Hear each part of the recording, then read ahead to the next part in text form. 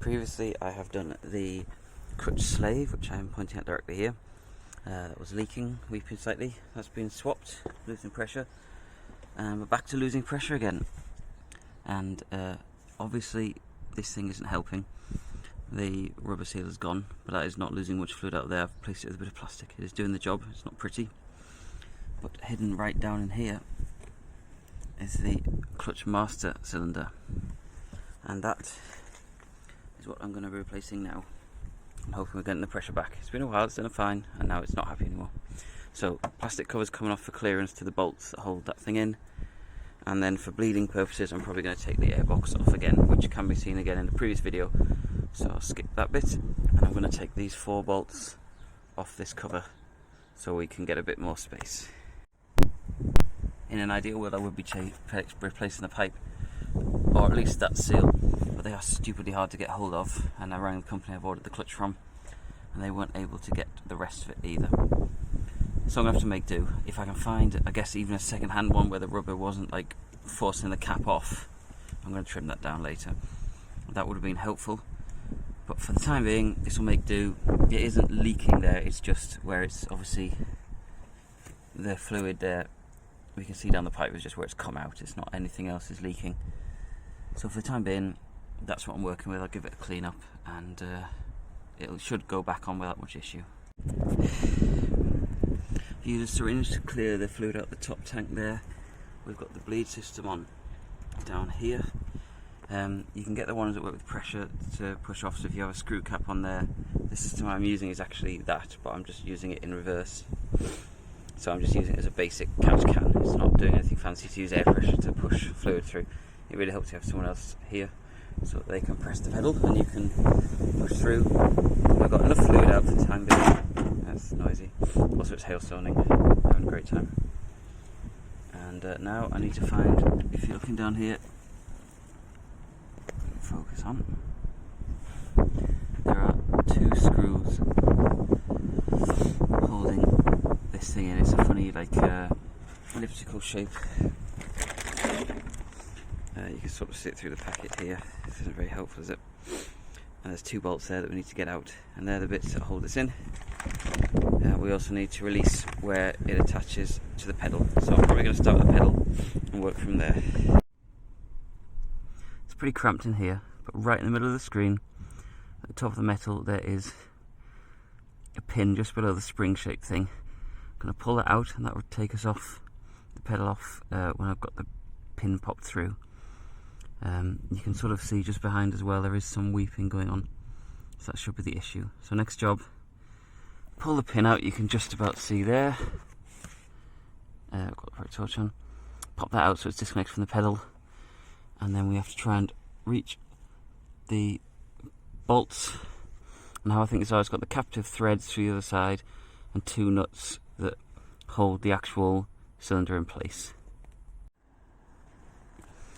Right, back to the pin inside the car. So at the end of this fits through. Now that actually is welded on to the pedal. So when I pulled that circlip thing off with a pair of pliers, on one side I had a little rubber washer as well, and you just had to push this sideways off. I'll try and show that in the car, but it's very hard to see. So that will be going back on, so you don't need to find a pin, you just push it on sideways and put the little locking piece through with the washer, and that'll be fine. Back to this end, and I was saying the captive threads with 2 nuts that I can't again really film because I'm going to have to dig it inside there.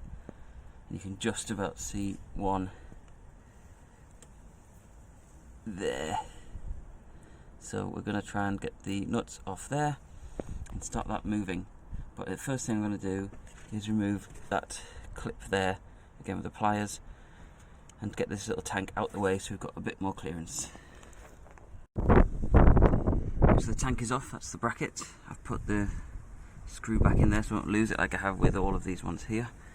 And I've circlipped up the little circlip on there, and there it is. Just pop that off, pull that off out the way. You now see we've got access, if you can see that, to this nut here. that is what I now have to undo, which is the line that feeds to the clutch slave. So once we've got that off, then the master cylinder is absolutely free, and we'll have those 2 bolts that need to come off to let it come out without pulling off any other cables or pedals or anything. The access isn't the best, but it's not the worst. That took a lot longer. It is back to pouring down again, because you can see the yellow there sticking out. That is the cable we want, and that is an 11mm, and I mentioned that because it's a 11mm spanner, and I'd spent a couple of minutes modifying a spare 10mm to fit onto there, but that's okay now. The threads that hold the actual master in place, it's quite hard to show it, they're both 12. Once that's done, it's just here, it pops out very easily, and that's what it looks like. It obviously looks a bit different. That is a plastic pump. The one I have to replace is a nice metal one, which is always reassuring. It is slightly different. I have been told, because they double checked that it is the correct one for the car, even though it does look slightly different. So the next thing I'm going to do is take out the packet, and then if you can see the threads there, I'm just going to adjust these so that the length from where the thread starts to the pedal is identical, but looking at them already, they look pretty much the same. So I'm going to get it out, and we're going to do that and try and dry the rain off everything. So at this point I had to stop. As you can see, even though the company told me it would fit, it really didn't fit, and it took a lot of effort in the pouring rain to realise that there's no way that's going to fit. In the end, had to wait till a slightly drier day to order the correct part, which you will see now. And that is nice metal again. It fits. On the previous clutch slave video, I did show how to bleed it. It's a really easy system, and it saves any issues with the clutch and any dodgy start-stop stuff. So there you go. Hope this helped you in some way.